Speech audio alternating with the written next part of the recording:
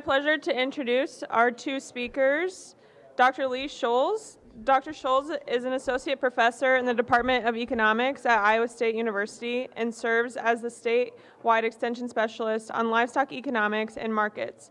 His areas of focus are in marketing, price analysis, and risk management for the cattle and pork industries. Speaking with Dr. Scholes today is Extension Livestock Specialist Russ Eucken. Over a 40-plus year career in Extension, Russ has focused on providing reliable production information related to nutrition, facilities, health, records, and budgeting to livestock producers to improve profitability. He has also helped develop several computer applications for livestock production. Today, they will be speaking about decision tools for improving mortality. Please join me in welcoming Dr. Scholes and Russ.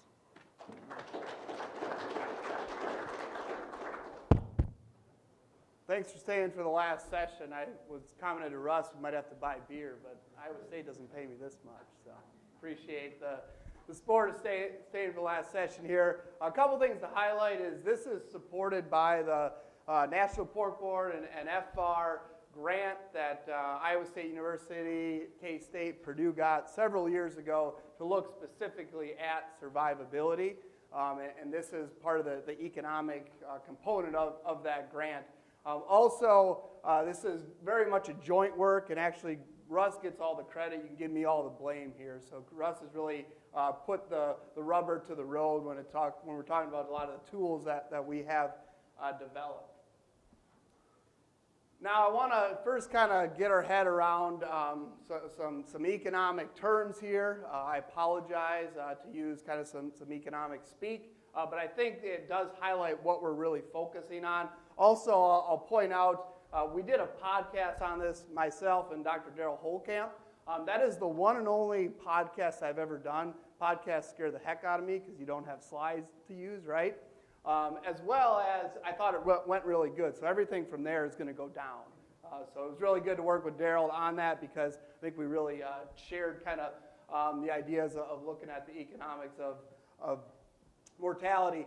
Now, a big thing I want to get across is this optimal level of mortality is greater than zero, right? When we think about it, and I like to think about it, the analogy of like going for a Hail Mary, right?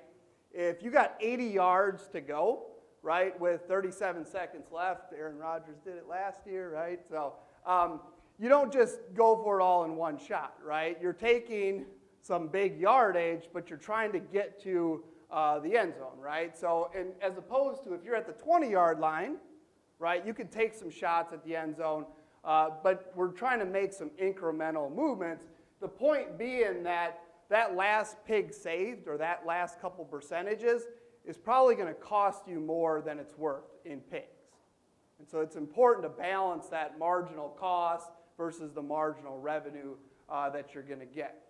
Also, a big thing is looking at what the cost of the pig is, or what you have into the pig, versus the opportunity cost or the revenue. So when you look at, what is the death loss cost, you could say, well, is it just what I got into it? That's absolutely wrong, and I'll give you a great example of that. So if you go back to June 2020, we all know what was going on back in June 2020, a weaned pig in the cash market was about $5-6. Actually, you could get them for about $1 somewhere. All the way up to $16. That was the range on it, right? So if I said that's what it cost me, that death loss isn't worth a whole lot, right? And I fed it along the way, so there would be some more sunk costs into that. But if you fast forward to October 2020, and I cherry-picked these dates, that pig was worth $162 per head. Actually, maybe a little bit more, depending on kind of how you were pricing it. So the example there is that's a big opportunity cost of losing that pig, right? Whereas you didn't really pay all that much, or the value wasn't all that much as a weaned pig. Now, do fixed costs matter? They don't. So remember that our fixed costs, you're going to keep the lights on regardless of how many pigs you have in the barn, right? Labor is kind of one of those fixed variable costs. You count it, but similarly, right? In the short term, you're not going to adjust labor depending on the number of pigs or your death loss. Now, overall, it does allow you to increase or decrease economic efficiency. So that impacts that, and that impacts how competitive you are relative to your neighbor. But it doesn't enter into this cost of mortality. And then also, really, does mortality impact the optimal weight? So if you have higher mortality, more space in the barn, should you try to account for that in weight? The take home there is if you're losing dollars on every pound you're adding or every pig, a higher weight's not going to help, right? You're just going to lose more dollars. And so adjusting other management practices for mortality likely could do more harm than good, potentially. So the point being, you target mortality, you don't try to go take care of something else. Now, I got to give Daryl credit for this one. This really helped me get my head around understanding. So when we look at mortality, it always affects supply, demand, and prices, right? And so, when I am asked to do projects, you can think of a scenario where actually, if you decrease mortality, that could have an impact on overall prices, right? But a lot of times we just look at it at the barn level or the firm level. So an example there being is, it always affects supply, demand, prices. PERS would be an example, right? We kind of have this PERS baked into the economic conditions of the pork market, right? Now, if PERS went away overnight, you'd actually see lower prices, right?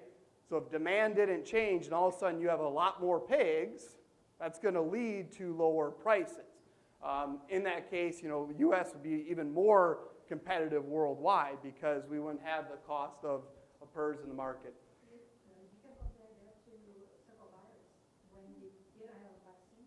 Yep. Yep. So there's a lot of examples of potentially overnight changes that have impacts on the greater marketplace.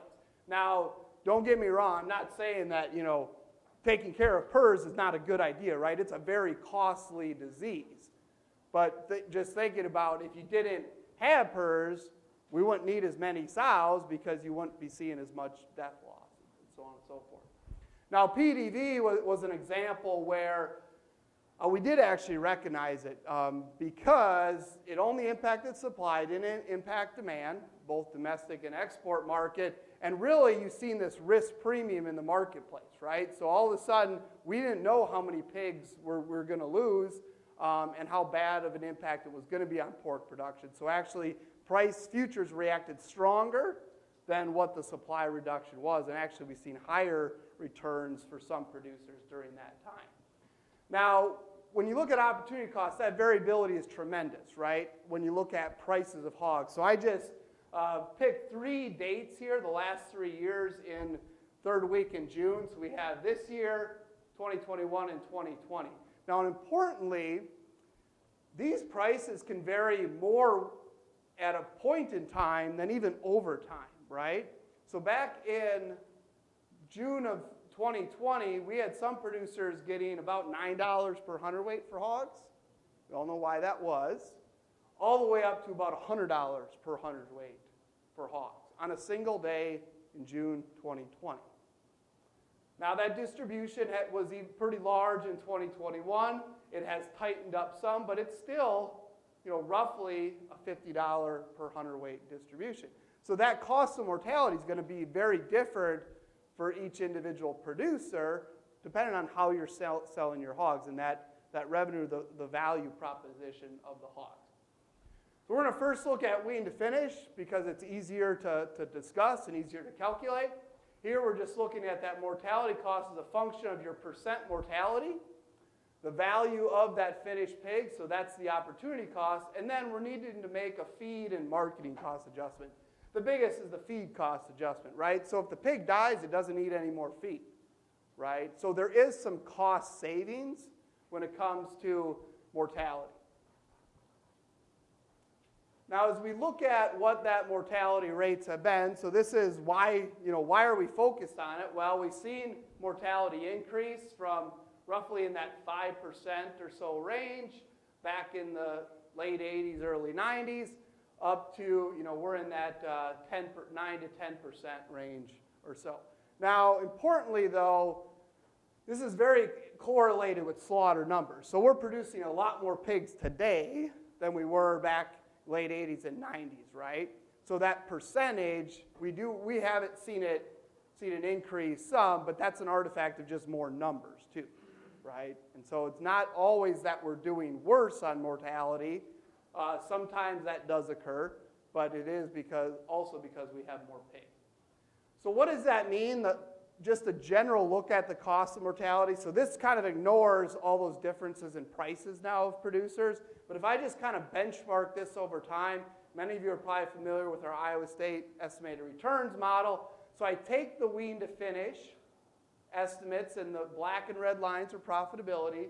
And then I also extract the cost of mortality using this calculation right here. The green line is just a static 6% of what I actually use in the model. And then the blue line is using USDA's numbers here for that percent mortality.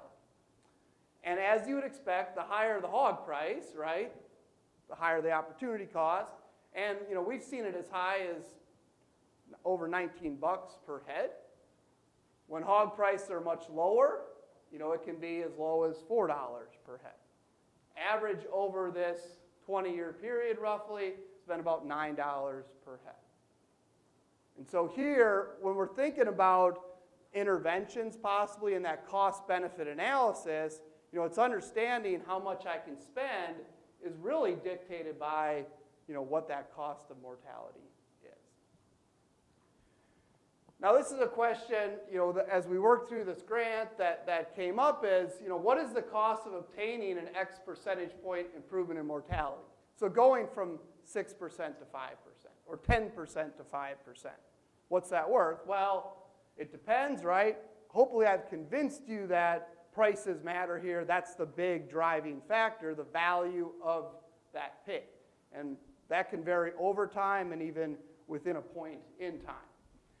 Now, also importantly, we rarely observe the costs and benefits of something, of an intervention, right? So I'm very naive to, all the interventions that can be done to improve mortality, but what I can tell you is the value of improving it. So if I tell you the value, it's worth $1 per pig, or $2 per pig, or 50 cents per pig, then you can understand what a cost would do to break even effectively, right? So if you have a vaccine or increased labor or something, if it's going to cost you $3 per pig, it's not worth it, right? You're going to lose money on that. You're better off just staying where you're at. But if it would only cost you $0.25 a pig, it's worth 50 cents, well, that's a positive cost-benefit analysis, right? Now, you also really need to do some sensitivity analysis around that because your best guess or my best guess is going to change likely when you get into a real production environment because things change, right?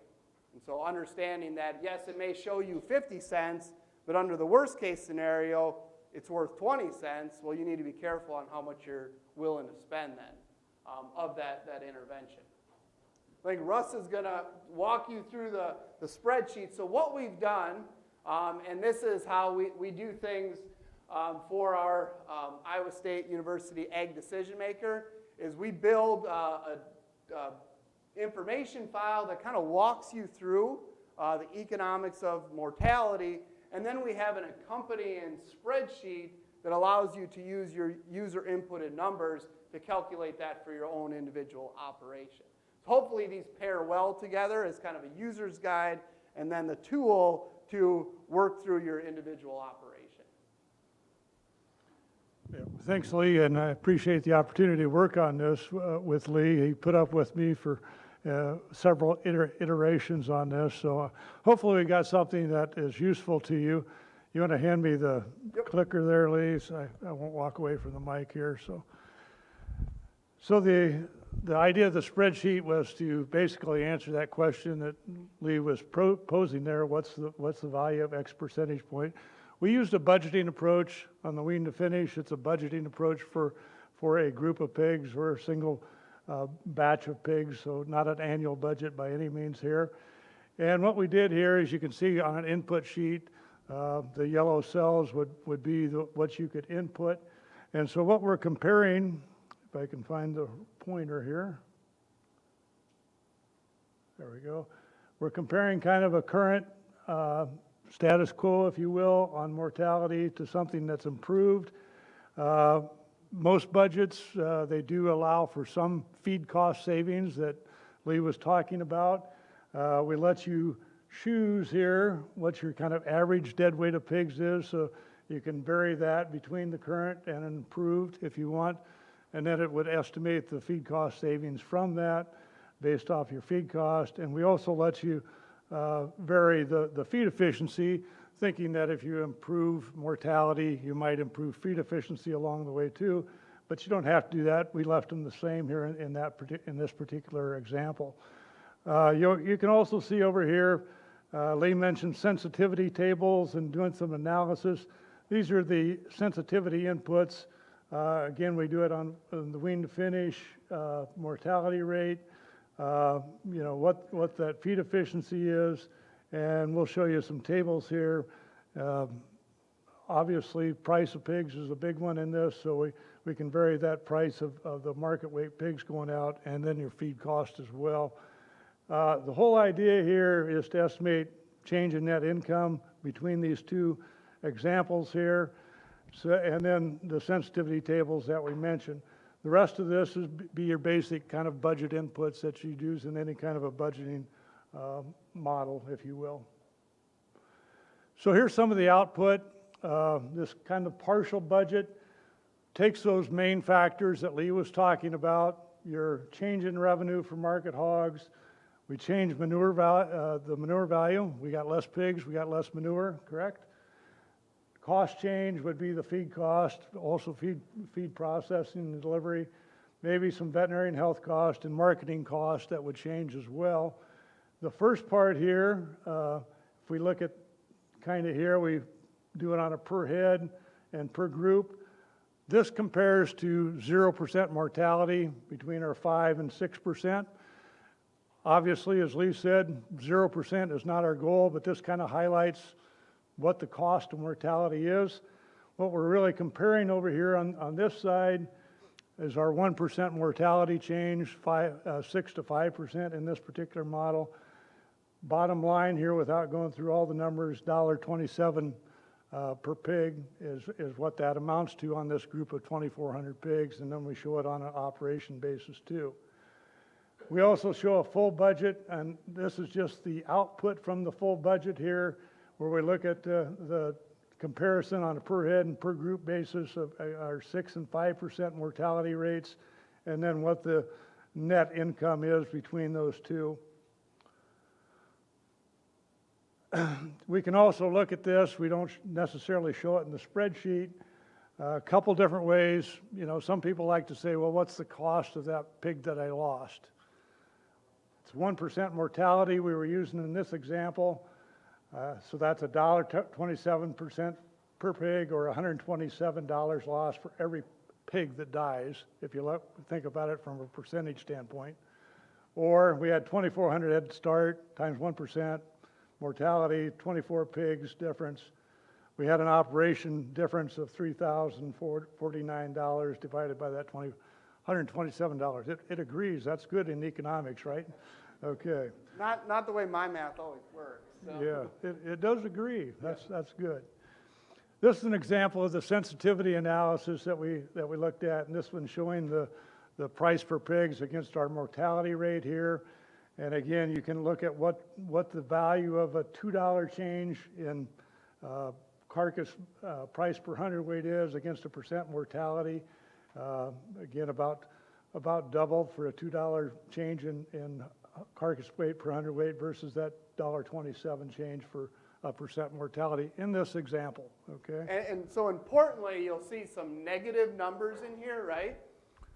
Now, understanding that, we're at pretty high prices right now, right? But those prices go lower. Why does it go negative? Why does improving mortality potentially go negative? Because I'm losing money at those pigs already, right? And so that's not really going to improve my situation all that much if I'm losing money at those pig prices. So actually having less pigs is not necessarily a bad idea, right? From a pure economic standpoint. So it's really identifying it's the revenue relative to the cost scenario.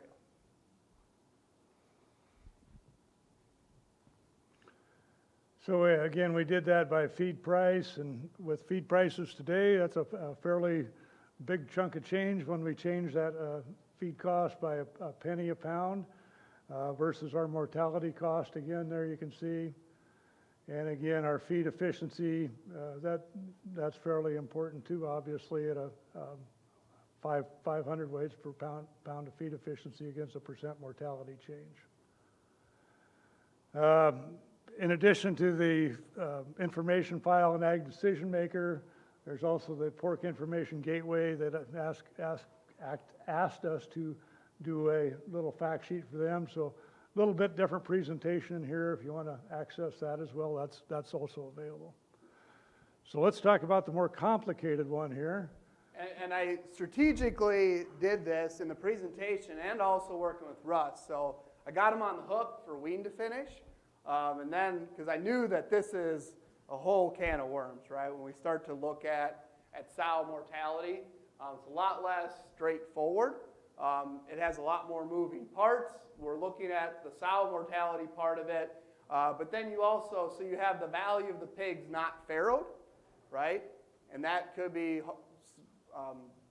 sows that were bred before farrowed, or it could be kind of before, after farrowing, before breeding. So there's some possible adjustments and differences there. You have the cull sow, you have the replacement cost, right, replacement gilt, and then you also have this pre-wean mortality. So you kind of could have some potentially two moving parts when we're talking about mortality. We debated this a lot of including this in the spreadsheet and the analysis. Ultimately, we landed on doing that, but it does add some complexity then when we're looking at the cost of mortality and focusing really on this breed to wean. So it's not necessarily just sow mortality, it's in that breed to wean phase of production. We're going to have to make a lot of assumptions here to make this tractable. We make some of those assumptions movable, though, in the spreadsheet. So again, we can put those user inputted values in and tailor that to an individual situation. Now, why is this so important? Well, when you look at, sow mortality percent, so a big driver in that calculation, really since 2010, we've started to see this incrementally increase, and we've seen this become rather large, right? And especially a rather large standard deviation or range when we look at upper and lower percentiles there. This is data from PigChamp, their public summaries there. What really is glaring to me is when we look at that upper and lower percentile, right? So it shows that, yes, there's some issues out there, but there's also a lot of opportunity, too, because of looking at that wide range. Also for pre-wean mortality, again, we've seen some increases over the last couple of years here, but equally a pretty large range when we look at the upper and lower percentile on pre-wean mortality. So I'm going to kind of walk you through a few assumptions here before we jump into the model itself. So, we can break up here if that mortality occurs post-farrowing before weeding, or looking at if it looks at after breeding and before farrowing. In that case, you're going to lose that litter and those pig values, in addition to the cull sow value as well, right? Now, we can use the model or use some simulations to say how that impacts the change in litters per mated female per year for every change in percentage of sows that die after breeding before farrowing. So we just kind of make that assumption in the model to allow that to be a little bit easier to calculate that when those sows die. Now, another assumption here is when we look at total sow mortality, this is going to affect cull sow value and replacement cost. A 1 percentage point change in mortality, it's going to directly change cull sow value. Similarly, a 1% change in mortality is going to increase replacement gilt cost. So we are keeping the herd size the same effectively here, right? So if we lose a sow, we have a gilt ready to be brought in. And so it's kind of a one-to-one relationship there. It doesn't impact the number of sows we have in the operation. So some of the data that you need then in this model is sow mortality percentage, right? And this is data you want from your individual farm. So what I showed you from the PigChamp summaries, that may or may not be reflective of your operation, right? And we've seen a rather large range on this. So this should be, on-farm records that we're using to help populate this model.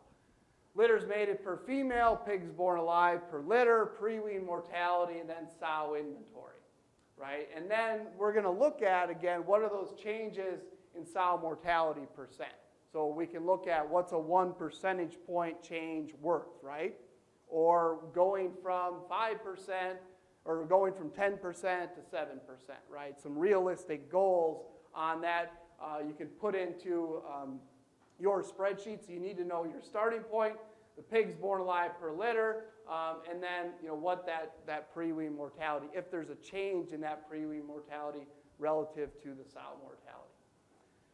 We also allow for budget inputs of other prices and costs. Feed costs, again, would be a big part included in this model. And then we'll look at the net income for current to new or improved mortality situations. Some other assumptions here.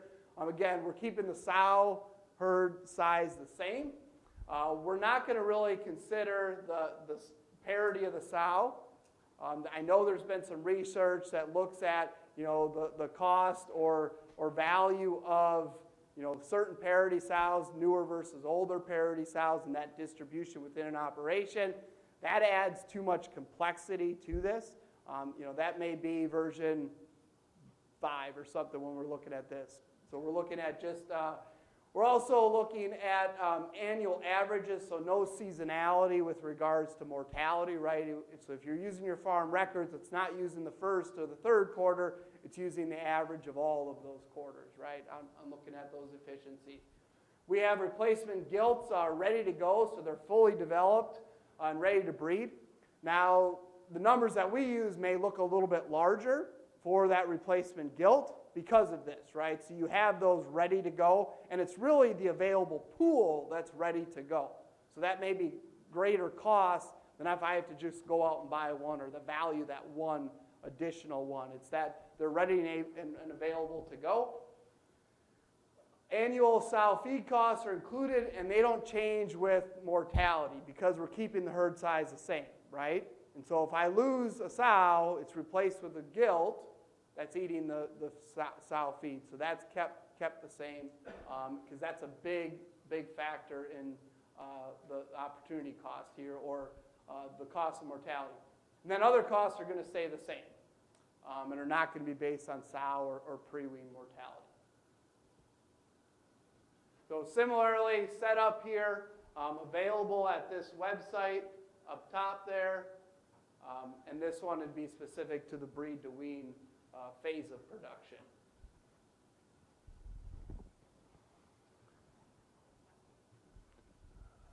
Yeah, I don't know if we, I guess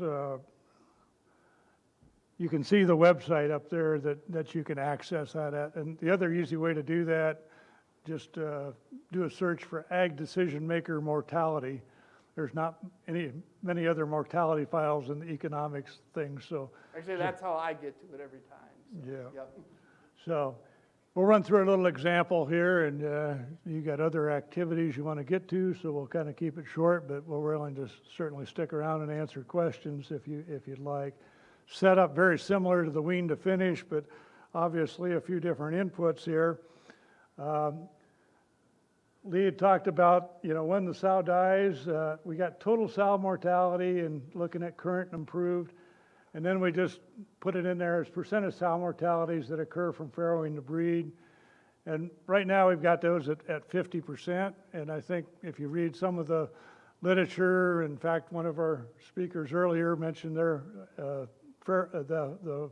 death loss is about 50% around farrowing and 3 weeks after there. So again, use your own data is the important part there. Again, we can include pre-wean pig mortality here. And you see this number below it. It might be a little bit hard to understand initially, but in the improved mortality over here, we've got more pigs, so if you keep the same percent pre-wean mortality, it's going to take more pigs lost to pre-wean mortality.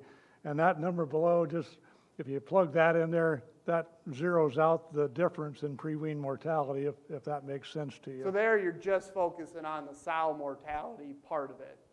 So going back to our previous speaker, it's stripping it down and being able to isolate all else equal, right? And that's the point of locking that in if you want to just look at sow mortality.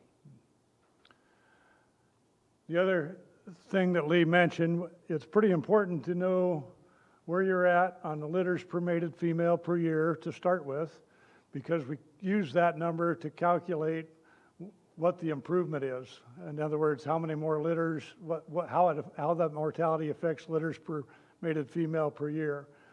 So if we don't start with something that's accurate, your improvement's going to be off. You can change pigs born alive if you want to, maybe adjust for that parity a little bit, but we're not doing that necessarily in the model. Number of sows stay the same. Culling rate's kind of an independent decision. You can change that if you want to. If you have lower mortalities, you may change your culling rate a little bit, so on and so forth. And then our price inputs that we're using here, you can look at those, and we have sensitivity tables in here that will show you as well. Again, some of the basic budgeting type things that just stay the same for our current and improved. And then we have the similar tables that we had in the wean to finish that in this one, it on a per sow and per operation basis shows that current mortality to the improved mortalities, current and improved compared to zero, I should say, on both the per sow and per operation basis. And then the one that compares our current and improved, in this case, it's that 1% change in total sow mortality and a 0.5% change that are dying during gestation. It's about $11.40 per sow in this example. And across that 2,500 sow operation, about $28,500. And again, we can calculate that very similar math to what we were doing on the wean to finish there. 1% mortality is $11.40 or $1,140 for every sow that dies. You can do it on on the total sow basis as well. And again, they agree, which is always nice. So that shows that. Again, we have the full budget in there as well, so you can look at income over total cost on a per sow, per pig produced, and per operation basis as well. And then very similar to what we did in the wean to finish model, we have the sensitivity tables and wean pig price, cull sow price, replacement price variation against our total sow mortality variation there. And I don't know, Lee, you probably can comment more on this one than I can, but this is, if you look at those sensitivity tables, this is the range against our different variables that we're looking at there, the range in net income per sow. So you can kind of get a feel for, what's more important from, what are you kind of chasing and trying to improve things there. Yeah, it's down to the comparative advantages, right? So you understand what your comparative advantage is. Things like, can you do different in marketing pigs, right? And you have a comparative advantage of getting higher prices there, understanding what that's worth versus, replacement gilt costs. We know that can vary across operations greatly, right? And so that's your comparative advantage. You know where kind of that opportunity is to gain in that scenario. So that's kind of the backbone of some of that sensitivity analysis. Yeah, it's kind of important to remember that you're only looking at changing two variables in these sensitivity tables. That's where this information comes from. Everything else is remaining the same, so it's kind of sometimes a little bit hard to interpret, but if you keep that in mind, that should help. So that ends what we have. We'd be glad to answer a couple questions, or if you have other places to go, downstairs, outside, we certainly recognize that as well. Thank you.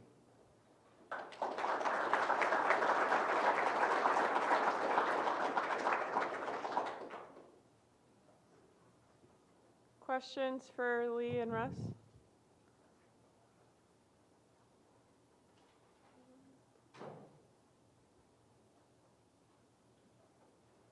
Seeing none? Yeah. All right. Alrighty, well, thank you, everybody. Please join me in thanking Lee and Russ one last time for their talk today.